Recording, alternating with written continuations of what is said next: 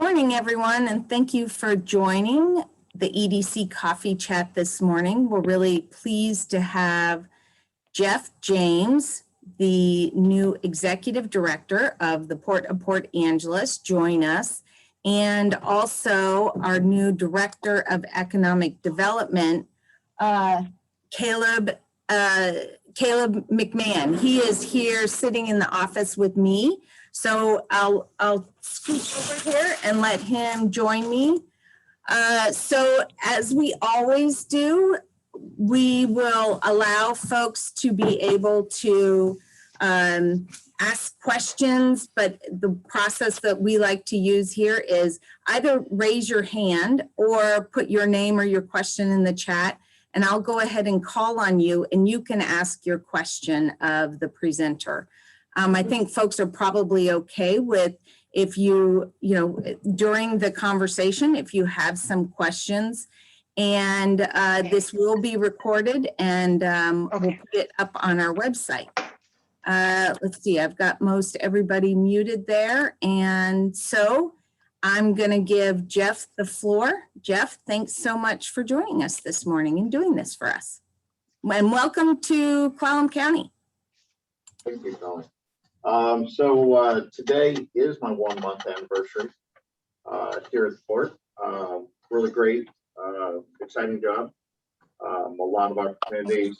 I think this is my 3rd time I've actually spoke to this group. So I'm not going to give a background of where I'm coming from, but I've been spending the last 30 days of pretty much taking stock of the port operations, including the policies and practices.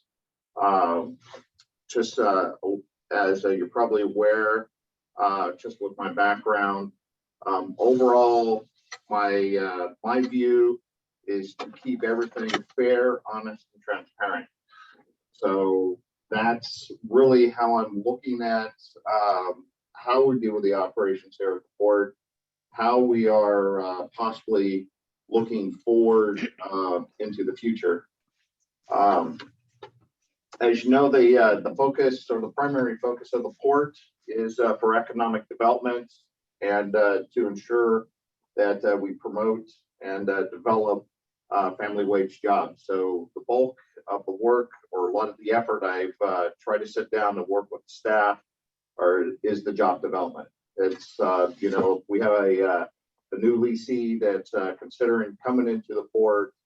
Typically, the first question is how many jobs and what's the rate, and we think that's key because that definitely feeds back into the community that we need to be cognizant of.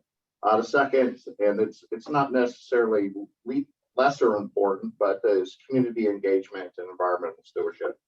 So those are probably the tenets that you'll hear from me into the future of what I'm looking at, what I'm considering as the port moves forward. Right now, we're looking at changes in the log yard. We're looking at various options. What I'll do is spend the first part, talk about the waterfront, and before I start handing it over to the teams. And so quick run up. I'm sorry, I apologize. I should have done that at the very beginning. So we're looking at options in the log yard, looking at changes, including stormwater mitigations or stormwater collections and treatments, other opportunities to develop the log yard to make it more viable. So, you're probably more aware than I was when I walked into the job, operating in the red for several years to look at options. How do I turn that around, make the log yard truly a community opportunity as one of the only publicly owned and operated log yards in the state. We're also looking at validating and the master plans that we have on file, looking to see if we need to start doing adjustments. One of the ones we'll start looking at in the near term will be the western portion of the Port Angeles Marina. We're also looking at the practices in the maritime areas along the waterfront. That'll also be in regards to stormwater, safety, security, and the future development that we have going on at the Marine Trade Center. If you aren't if you don't have too much information, or you don't fully understand what I'm talking about, the Marine Trade Center, I do have Mike Nemo, who is our Maritime Economic Development Director for that. And this is one of his big projects that he has ongoing. And he'll also be talking about the House Bill 1107. So let me turn over to Mike. Mike, if you could just please take this and walk them through the Marine Trade Center and the House Bill, please. Okay, great. Thanks. Good morning, everybody. Thanks, Geoff. Really happy to have Geoff on board and Caleb too. As time goes on, I think Caleb will take on just as much responsibility as myself, trying to get the former K-Ply mill site, which is 18 acres of waterfront and industrial zone land. Just to give you a brief update where we're at on that project is that to date we've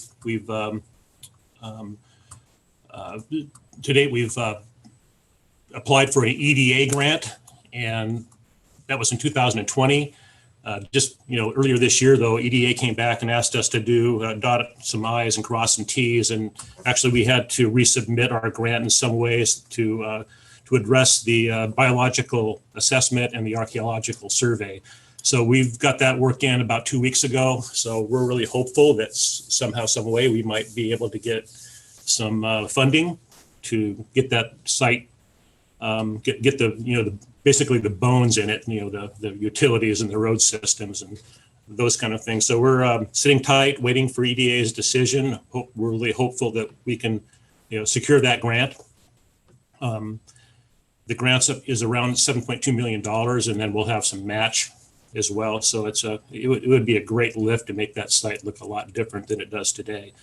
So far, though, in phase 1A of the development, we actually constructed a washdown facility. And so it's up and running. It's been up running about 18 months now, or maybe 2 years. I don't know if anybody's seen it. If you drive down there, it's a state-of-the-art facility. You can take boats up to 50 meters.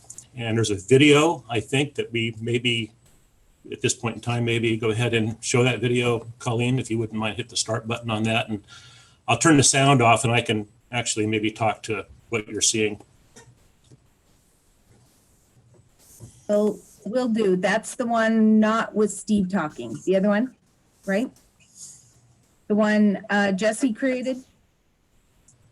Is that How about right? we do the one that, yeah, how about, let me introduce that one too. Well, one of the things that, I'll go ahead just 1 second. I want to thank Silas Cruz. I'm not sure if he's on this call. Yes.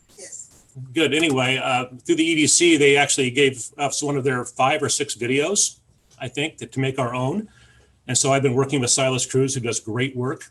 I think that just love the opportunity to be able to work with him and get this done. And I appreciate EDC and Colleen to give us this opportunity to do that. So why don't you go ahead and cue that up and play it.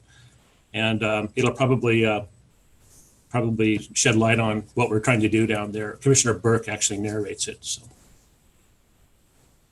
it's the YouTube link. There you go.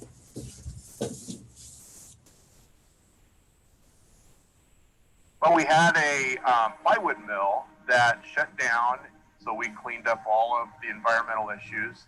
And now, being on the waterfront, we thought the highest and best use would be to convert it to marine trades. Waterfront isn't being created anymore, and so to have 19 acres that's undeveloped, available to do whatever that is needed, is just very unique. We have a rich history of marine trades here on the peninsula. The Navy's been part of our community for a very long time. The Coast Guard has been part of our community. And so we have a workforce that's been trained in marine trades. And we also have Westport Shipyard that's here. We have Platypus Marine that's here. And we're just looking to find some others that could utilize our new area. So far, we have a travel lift pier that can handle up to 500 tons. And we also have a washdown facility that can handle up to a 50-meter boat. And we're currently now undertaking doing all of the utility infrastructure for the rest of the 19 acres and are looking for people that need the element of maybe a paint blast food type of building. And so we're still in the starting stages of developing it, which is an important time to get some of our tenants so we can get their input in order to build what they need. We are in a rural area. Our cost per square foot for our tenants will be much less than in some of the more impacted areas around Seattle and Puget Sound. We have a lot of flexibility in our lease terms. Also, we have our local economic development council that has access to funds and to other incentives that can be offered. Because of our marinas and our naturally deep harbor, we're able to service a lot of the yachts that are transiting between California and Alaska. There's no extra mileage that you have to do to get to a place to do boat repair or upgrades or anything like that. And so we have a lot of yachts come in here to provision, to fuel, and we can fuel any size.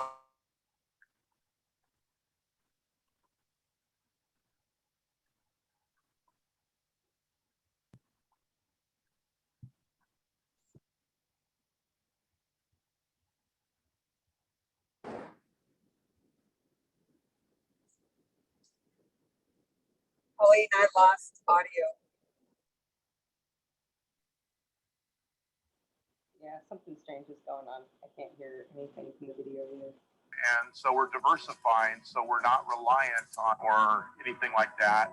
And so Real quick, I just was notified that when I muted myself, it muted the audio. So I'm jumping back about a minute and gonna try to make it so everybody could hear what Steve was saying. we have a lot of yachts come in here to provision, to fuel, and we can fuel any size yacht. We can provision any size yacht. We have a marine terminal which handles large ships like 1,000 foot and above, topside repair. We have a tenant that's a fiber cable laying tenant that lays cable fiber in the ocean.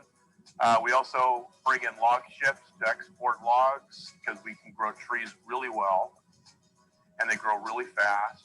But that is changing, and so we're diversifying, so we're not reliant on just one industry here. So we are developing marine trades, we're developing some aerospace.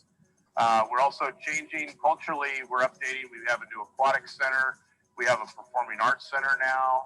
And so there's a lot of things that are being developed and upgraded because we are diversifying in our economic development. This is our number one priority right now, is to develop marine trades. And we're ready for you. We're ready for tenants to come, and we have money and resources available and are ready to work with the tenants that want to come here.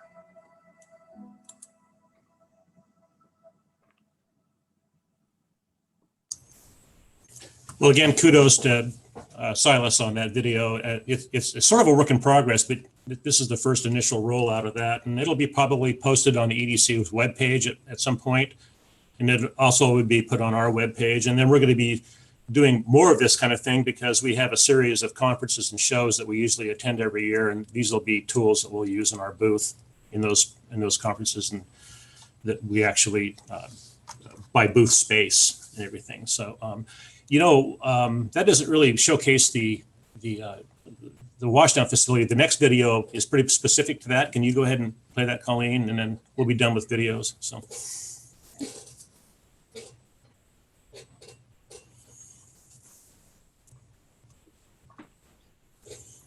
You wanted me to put it on mute, Mike, so that you could speak over? Sure. What I'm saying? Do that. Go ahead. Yeah. Well, here's a concept. Here's the 18-acre site, former K-Ply mill site. Anybody that's local realizes that mill's been there since the 1920s. It's an 18-acre site. We did this video in-house. You can see the washdown facility. That's phase 1A. It was completed in May of 2019. It's really well received, used by Platypus and Westport. And we found that investment to be vital to actually, to the rest of the site. You got to have this. It's a necessary infrastructure because every boat that comes out has to be washed. And because Department of Ecology rules have become more stringent, and the stormwater from washing off a vessel that runoff cannot go into the bay because of the zinc and the copper that might be in the runoff. And so this has a very specialized treatment center in it. Can you talk to that and what it costs, Mike? Yeah, right. The facility is around a $2 million facility, and it was funded with a port match against curb grants and loans. And by the way, I can't say enough about curb. We've been very successful and hopefully successful going forward. And actually, the Marine Trade Center site has a curb planning grant in it. So we've actually used curb funds to our advantage, and it's been a great tool for us. And so CURB is the Community Economic Revitalization Board that's funded by the state legislature through the Department of Commerce. Correct. Thank you. So maybe go a little further here.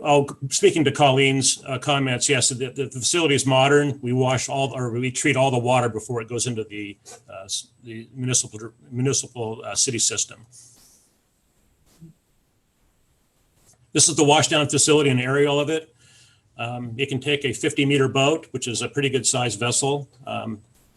There's 2 marine travel lifts in the area, one owned by Platypus and one owned by Westport. And we're seeing more and more activity over there in the yacht business, and actually seeing more and more activity about visiting yachts too as well. So Mike, what other ports, like does the Port of Port Townsend have a advanced washdown facility like this? And are they all over Tacoma and Seattle? No, there's not a whole lot of these. Port Townsend has a washdown facility that has been there for quite some time. It does not take the size of vessels that we can take out of the water. They have a 300-ton lift there. And they have a kind of a shorter breadth on their travel lift pier too as well. So we're really trying to focus the development here to take on larger vessels. I think that's where our niche is going to be in this facility. Great. So can you speak to this view here of what we're envisioning?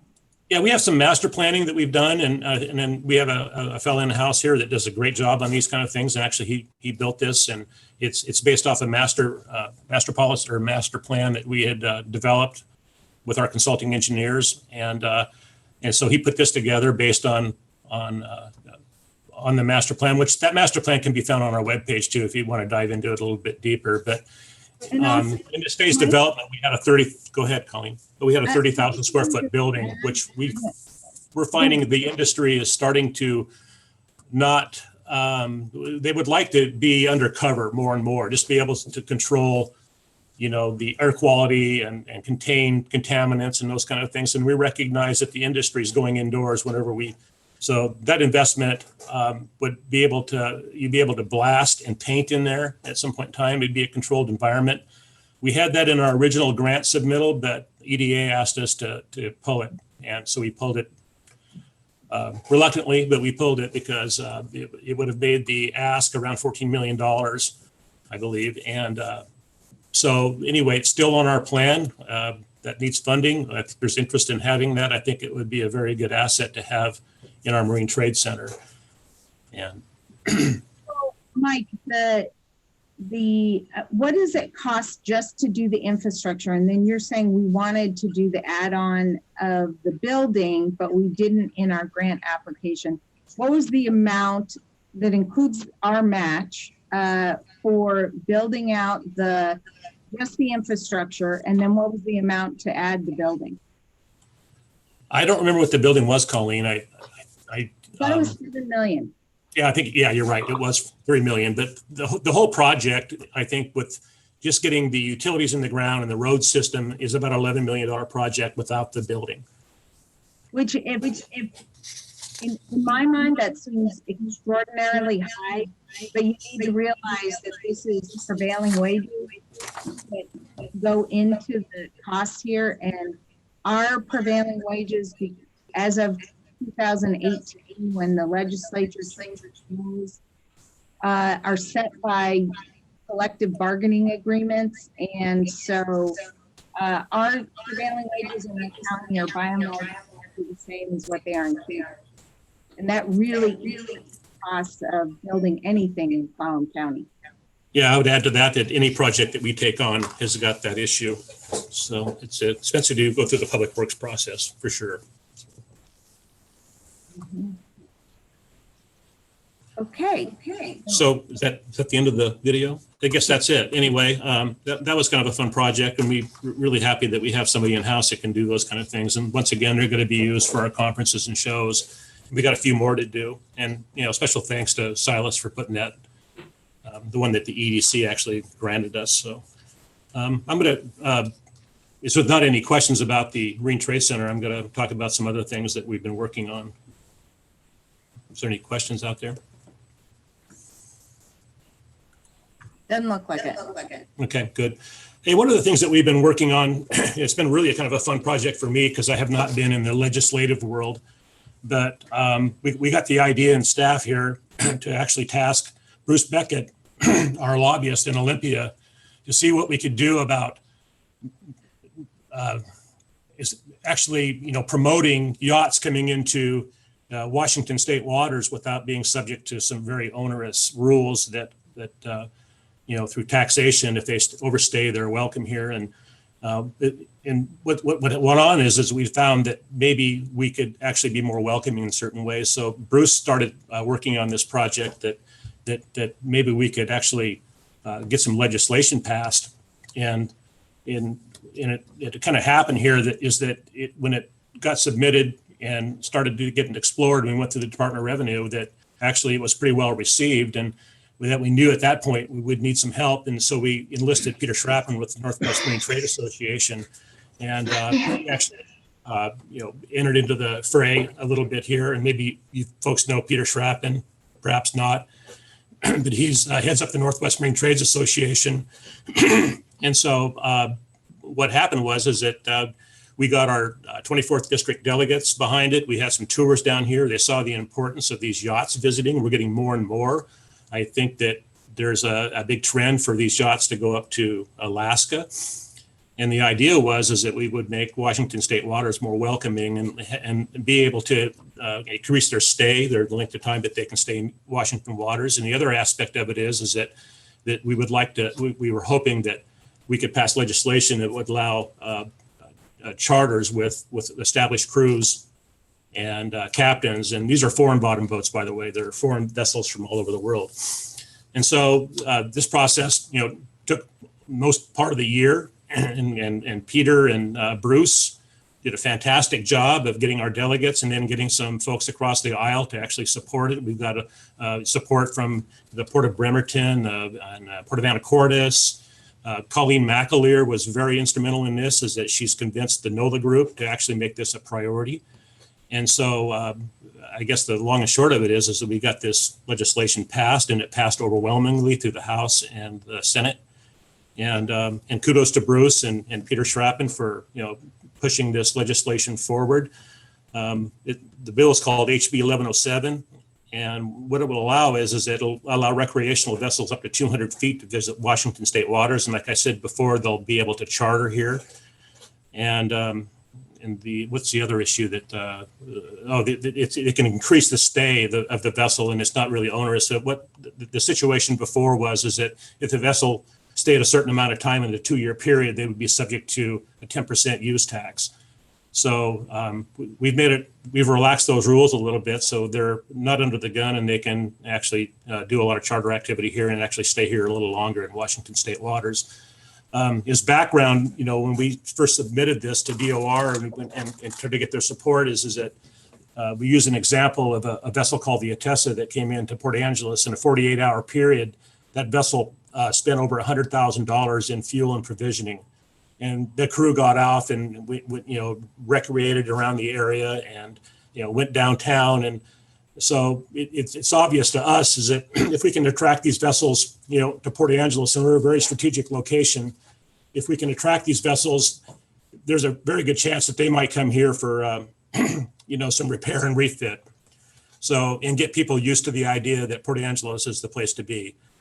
We're right along the highway to Alaska. We've got some distinct advantages here in Port Angeles, and and we're seeing more and more activity. So we're thinking that this might be something we put a lot of effort into and see if we can't develop this further.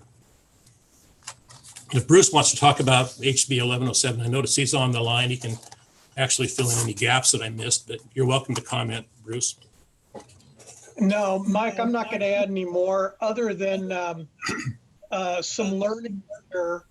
Our goal going into this was to increase vessel traffic, particularly in Port Angeles, to help inspire and incent and grow the marine trades, not only the existing tenants, but the project that Mike described earlier.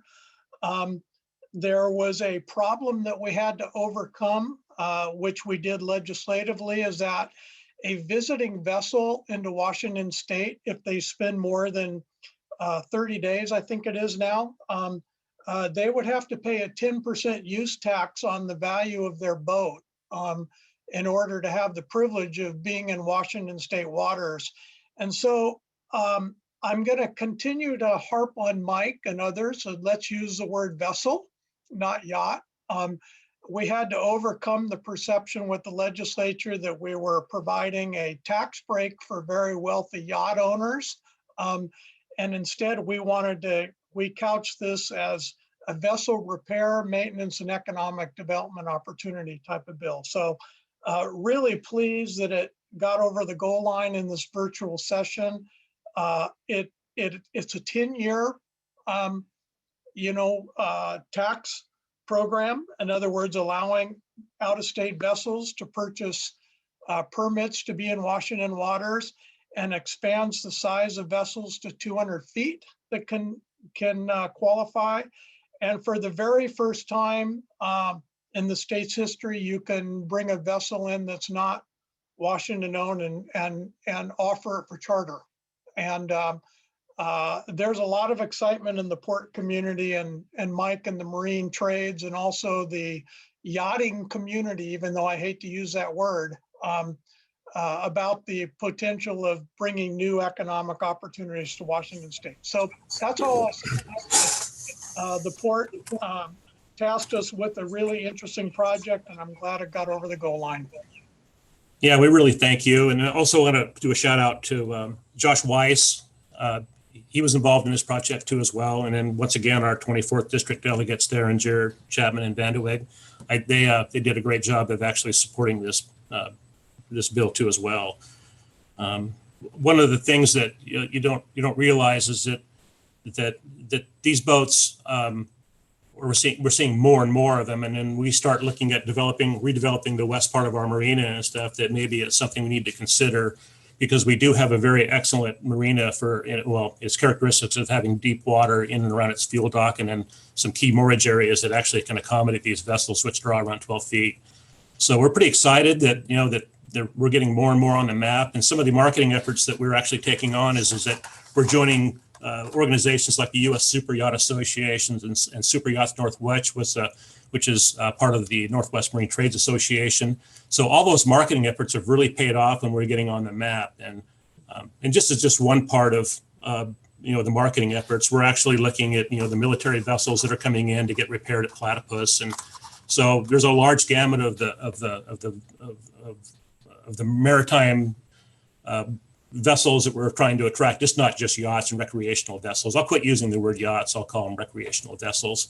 But so it's a full-blown effort trying to get ahead of the curve and make sure when our Marine Trade Center gets fully developed out that we'll be on the map, and maybe some of the refit repair work that these folks normally do in other places might consider Port Angeles. So. And I think that's about it for me. I think that if Caleb wanted to introduce himself, and not unless there's any questions, by the way, I'll take those on.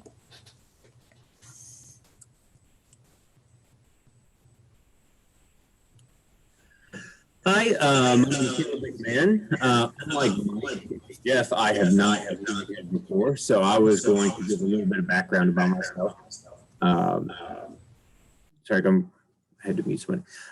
And let everybody know what my plan is here and kind of how I'm assuming this position. So, again, my name is Caleb McMahon. I have a degree in international business. I spent approximately the better half of 10 years in China working for a large British engineering firm. It was actually afterwards acquired by Colliers. What we did in China is what's commonly referred to in America as site selection. So when you're an economic developer, the person you're usually sitting across the table from is a site selector. It's a third party hired by an industry that hires them to go out and find property that's suitable for them and to negotiate any incentives, utilities, and those types of things. So I spent a number of years doing that in China for clients such as Corning, Nike, and we built a lot of big facilities there. Some of them were 10,000 square foot facilities. We built 1 million square foot facility for Nike outside of Shanghai. You can actually see it from space. Interesting fact. In 2010, came back home, went to law school. After law school, returned to China, worked in the corporate international department of the law firm that I worked at there, and eventually got into private equity and did a lot of fundraising in China, where we funded mostly large-scale commercial projects in New York and Los Angeles. In 2016, I came back to the United States. A friend of mine who's the head of international business for the state of Arkansas asked me if I would come into an economic development role there. And I said yes. And I've been doing it ever since. I love it. I just found my passion. And, while they're in Arkansas, I worked on a gas to liquid facility that was a $3.7 billion operation. Also worked with another group that invested $350 million and produced 1,200 jobs. I have also worked for the Port of Columbia County, which many of you know as the Port of St. Helens. And there I worked on a carbon sequestration project and a biodiesel project. The biodiesel project, again, over $1 billion investment. So, as economic development, director of economic development for the port, just so that everyone understands, yes, I am here to attract business, But that being said, it's a lot more complicated than that, because in the economic development world, in order to attract business, there's a lot of pillars, a lot of things that you have to have in place and set up to be able to do that. And it's something that Colleen knows very well and has already been working on. So, our number one thing that we're focused on is business retention and expansion. We want to take care of the people who work here, who have companies here. We want to help them expand. We do want to attract new businesses, but that, we're not letting that become paramount. We need to take care of the people that we have and make sure that the individuals that we have are are able to receive good paying jobs, at a living wage. In addition to that, I'm going to get involved in quality of life aspects, entrepreneurship programs, workforce development, work with Colleen a lot on those issues, because in order to become an attractive community for business to come into, these are some of the things that we need to take care of. Eventually, I will be running a large-scale digital marketing campaign to lead people into this area and start getting them interested. But, with the projects we have right now, I really don't see that as nearly a hard job as other people think it's going to be. I think, especially with the Marine Trade Center coming online, that we are going to have a lot of interest really quickly. And I think it's going to do a lot of great things for Port Angeles. So that's my introduction. And if anybody has any questions, I'd be very happy to answer them. I've been here for 3 weeks, so I am still kind of, I'm still right in the middle of the learning curve, I'll put it that way. So I've been trying to get up to speed with all the current projects, especially for me, current leases and that area. But yeah, if anybody has any questions, please feel free to ask me. And do we want to turn it over to questions? Or? Yeah. Okay. Yeah. And also at this point in time, since Mike has spoke, Geoff spoke, and myself has spoke, Colleen says we can just turn it over to general questions for everyone. So. Or I know Karen and John are on as well. So if either of you guys want to add anything, maybe, or Dan Gase, give an update about what's happening at the airport.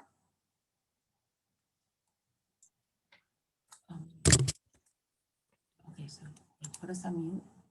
Yeah. Hey, good morning, Colleen. But yeah, I don't have anything prepared to say about the airport, except that we're here, we're busy. We've had 85 corporate jets in this year so far, selling quite a bit of jet fuel. So there's a lot of activity. Wright Brothers hired 2 new mechanics. So the aircraft maintenance business is picking up and keeping busy. And we've got 3 airplanes sitting out on the ramp in preparation for Dash Air Shuttle, working through the complex route of FAA authorization and certification. So they're plugging away.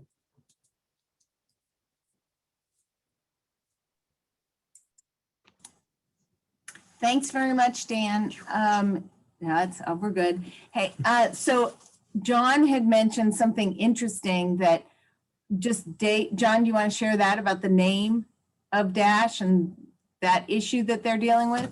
Sure. One of the more entertaining aspects that has come up recently is Dash Air has been established as a new company, and they went to trademark their name last week and found out that another airline up in Alaska submitted a trademark application for the same name 2 days beforehand.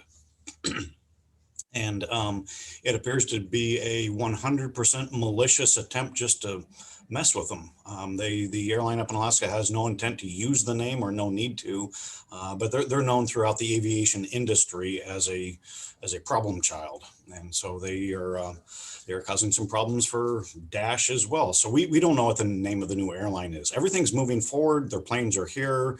They're getting through their FAA application process. I'm still very confident this is going to happen, but we just don't know what their name is going to be at this point. So they've approached Dan and myself looking for name alternatives. I'm thinking maybe Dasher Air. I don't know, but we're gonna have to come up with some potential alternatives for the yet to be named airline. Just think about calling them Dash. Just think about the Washington Redskins, or the team that used to be called the Redskins. Maybe they can be the airline that was going to be called Dash. Yeah, formerly known as. Right. So Karen, did you have anything you wanted to share? I thought I'd just add on the environmental stewardship side of things, that continue to focus with our other potential liable parties on the cleanup of the Western Harbor, as well as we're just beginning to start into looking at the uplands area, so that the uplands will not recontaminate the harbor. And so we're in just started those discussions with ecology to be looking at some additional areas that the port owns. So to continue on with our environmental stewardship. Yes, and Karen, can you share what projects you're now responsible for as the port's director of projects? The environmental projects is one of the large ones, since there's a 10-year history with those projects and they move slowly and are quite complicated. And then also with the Department of Natural Resources, trying to ensure that we have reliable and sustainable timber harvest. The department in 2019 set a sustainable harvest calculation that we believe is below a lower harvest level than it should be, because they based it on some assumptions that we feel are inaccurate. So we're working with them and other partners. They performed, the legislature had them perform a trust land performance report, which is being reviewed, and we're engaged in that process to try to ensure that all environmental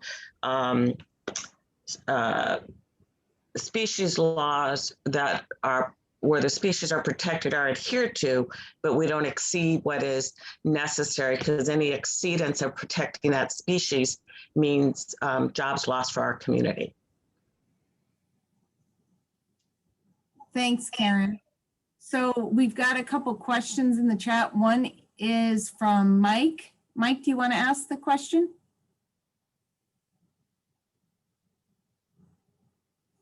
Okay, the question is, any update on the John Wayne Marina? So, staff, do you guys want to take that, Karen, or give a? Yeah, I guess what I would say with that, before COVID hit, the port issued a request for information for ideas on alternative management of John Wayne Marina. We had 3 proposals that came in, and then the commission was going to be reviewing those proposals, but COVID hit. And with John Wayne Marina topic being so important to the community, we really wanted to be in a position where those discussions would be able to happen in person. And so at this point, there's been no additional conversations that the commission has had or the port has had on the proposals that were received in. With coming out of COVID and with the change in executive director, I think it's fair to give Geoff James, 6 to 12 months to get his arms around all the things that are going on at the port. And we now have this focus with the Commission on a Marine Trade Center that as we look at our next strategic planning effort, I think it will come back around to having the discussions on reviewing the proposals that are there and next steps. So it's really finding the right time that fits with the plans of the port and the commission to review it. But I would assume it will take 6 to 12 months. So as I recall, there were the city of Sequim put in a proposal, but kind of withdrew or said they would support the other 2 proposals as well. One was an entity that manages the Bainbridge and a few local marinas. Marsh right? Anderson, I think, is the name of the company. And then the other one was Safe Harbor, who manages lots of marinas across the United States. And so do you know has anybody reached out to them to determine if they're still interested in possibly managing the marinas going forward? Have there been recent conversations? Yeah, I've had recent conversations. They are both still interested in the concept, and some basic facts haven't changed. I mean, there is a unavoidable fact that the marina needs a recapitalization in the neighborhood of $30 million. Roughly 10 to 15 years from now. I mean, the docks only have a 50-year lifespan, and the docks and the piling and the breakwater and the pavement and the parking lot and the buildings, they have a limited lifespan. And so the problem has not gone away. That $30 million price tag is still hanging out there 10 years in the future. And so our challenge is to figure out how do we maximize the value to the community with that kind of cost, and is the port the right entity to be providing that? Because we certainly don't have $30 million in the bank. We don't even have half that, it's a critical community conversation of who should run it, who should pay for it, how is this going to work going into the future. I'm sure there's a path forward. I'm not trying to be negative here about the situation. But we really need to engage the community to figure out what is the best path forward with this very expensive but highly valued community asset in the Sequim area. So looking forward to getting the community back engaged on this to find the right path forward. Well, and I think one thing that is very important is that now, 1, we've identified the issue, and 2, I believe the city of Sequim, the port, and different stakeholders all agree on what this cost is going to be. And so, the port has been basically putting some reserves aside, but we haven't had full enough occupancy, and our rates haven't been high enough over the decades to be able to have basically the reserves or the money needed to recapitalize it. So it's an issue that we do have time, certainly, but it is a community conversation where with the community, with the stakeholders, eventually the port's going to have to figure out what to do and how to resolve this. So we continue to have a really vibrant asset on the east end of our county. Absolutely. I see the question in the chat there that's asking, over the course of the lifetime, from the early 80s, how much has been set aside to replace and upgrade the docks? And that's a very valid question. The unfortunate answer is, since the marina was built in the early 80s, we haven't even recovered our cost for building it yet. John Wayne's family was very generous, giving us the land to do that, but we incurred all the costs to build the marina, and we haven't even recovered that yet. And so the unfortunate answer is nothing has been set aside for future costs, because we haven't even recovered what we spent to build it yet. Now we're within a year or two of finally hitting break even, but it's almost like we're starting all over again, 40 some years later. Well, and the first 6 to 8 years or so, there were barely any tenants. Yeah.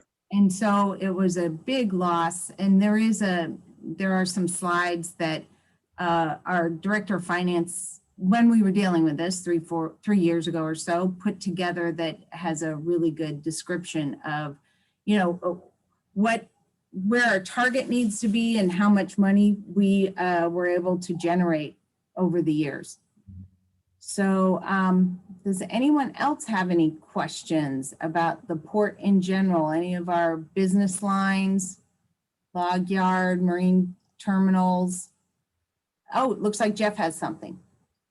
Yeah, it's just really quick, and I understand because public disclosure, we have not formally announced that we were going to have this discussion in this type of limited venue. So I caution my staff to not carry on this conversation until I've looked at the situation in detail and presented something to the commission before we go. I mean, these are all great questions, but I do not want to put the staff in a position that I'm not fully aware and ready to support based upon a not widely publicized discussion. I mean, I understand this is in a public forum, but I have not published that the Port of Port Angeles will have this public discussion. So legally, I do not want this conversation to go any further on this, but I do appreciate at least the questions for further consideration as I look at it. Certainly. Okay. Does anybody have anything that they want to cover? If not, I can go ahead and give some information on the Lifeboat 3 grant that we're beginning to work on. So if you haven't heard, the county commissioners, through the American Rescue Plan Act, will be receiving in total about $15 million. They received $7.5 million in June and will receive the other $7.5 million in June of 2022. Additionally, the cities in all have received about $6 million between the 3 cities, and they will receive half this year and half next year. So this is funding that is not as targeted to recovery from COVID, but it is rather, it's a little bit broader of funding, that how they can spend the money. If anybody's curious about that, I do have some forms that show all the different targeted allowances, and there are some areas where the county and the cities can spend money if the area has been designated as a qualified census tract, which the city of Forks is, and about 3 or 4 of the census tracts in Port Angeles are. And that includes like affordable housing and things like that in those different census tracts. So the county has determined from the first $7.5 million that they've received that they are going to allocate, if I recall, it was $700,000 to food security, so primarily food banks, and then $500,000 to childcare programs. And that's a little complicated because of some legal issues between the feds and the state. The state has also put forward $400 million just for childcare through the State Safe Start for Kids Act, but that's only for licensed childcare facilities. It can't be used for unlicensed, and I don't believe it can be used for preschools either. So anyway, $500,000 for that, and the Clallam EDC will be managing those grant funds, and Lynn Keenan, Dr. Keenan will be managing that program with the different license exempt, like Boys and Girls Club, YMCA, Concerned Citizens for Forks, and a couple others. Shore Aquatic Center is another one. And then in addition to that, they allocated $2.5 million for the EDC to provide grants to different types of businesses. And we have been working with the 3 chambers, the Center for Inclusive Entrepreneurship, and with United Way to determine how we will be distributing that $2.5 million. We've got essentially different buckets that we're looking at. So it's for businesses that for one reason or another have not been able to access the state, federal, or local funds. A lot of it has just been, when we had our first Working Washington grant program, we had 670 applicants and we were only able to grant 48 grants. So with an average of $3,500 per grant. So we're looking at a much higher threshold, and we're trying to get the money out to businesses that either haven't received any money in the past for one reason or another. One has been that, if you were a startup business, started in 2019, you didn't qualify by and large because you did not have any comparison of prior year's revenues. Or if you were a business that changed your legal definition. So if you got a new UBI number or new EIN number, you did not, even though you maybe had been in business, if you had a legal change, then you weren't seen as a business that had revenues that could be compared from prior years. So there's also been several businesses that did not get their second round of PPP funding at no fault of their own, but rather because their bank didn't process their first forgiveness application, or it was something due to the bank. And then also there are many restaurants that haven't received any restaurant revitalization funds. And so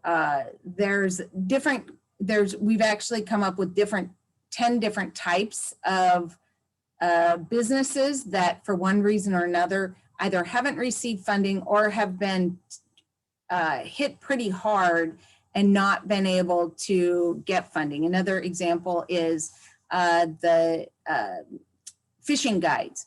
They were essentially shut down on the West End. There's about 30 of them, and it had nothing to do with COVID, so they were not eligible for any funding, but rather it was a change from the U.S. Fish and Wildlife, Department of Fish and Wildlife. They said that they couldn't fish from boats any longer in the rivers, drift boats.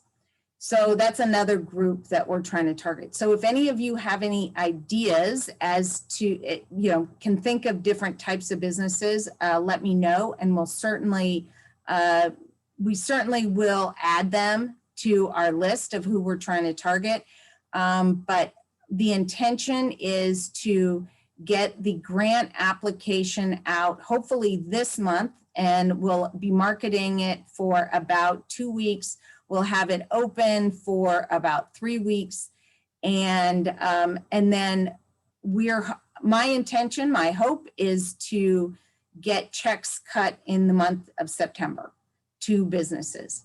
So that's a big focus of what we're working on right now. And I had a really good meeting with the 3 chambers and United Way and CIE and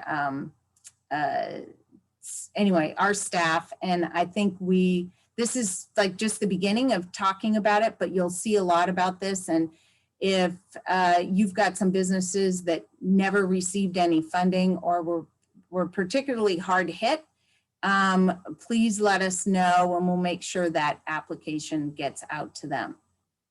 So more to come, certainly. Any questions on that process? So also I see Pat McCauley has asked about the Blackball Ferry, and the conversation that the county commissioners had that I attended last week. They talked about, of that $7.5 million, potentially $2 million of that going to Blackball directly. So we will see what, comes of that. I'm sure it'll be in the paper, but we will, go forward. Lena, you have a question? So are you including, I know there's been some conversation with the county commissioners at various meetings that we've had.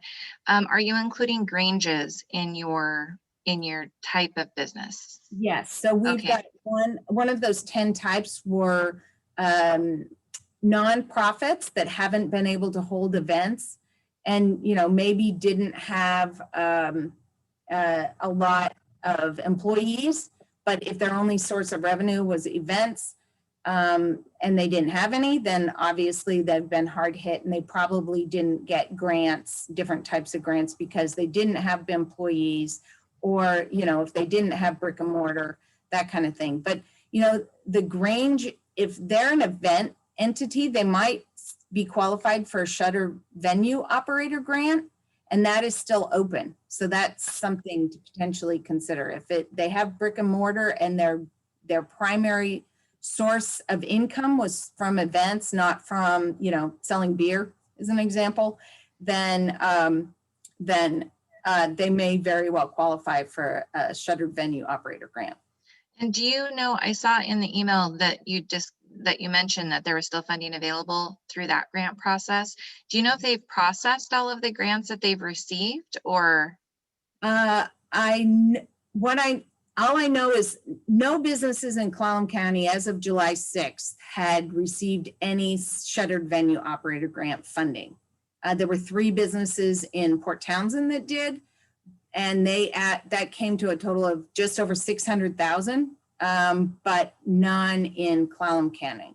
The Deer Park Cinemas may have, but they're owned out of Wenatchee, and they have, their UBI headquarters is in Wenatchee, so they may very well have been awarded funds for all of their cinemas, and it just doesn't show up under Clallam County.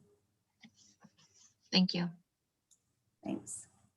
Okay, are there any other questions?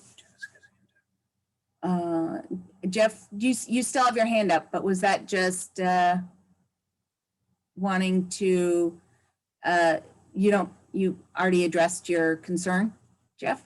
Yeah, I did. I thought it went down once you answer it, but okay. That's all right. No worries. Okay.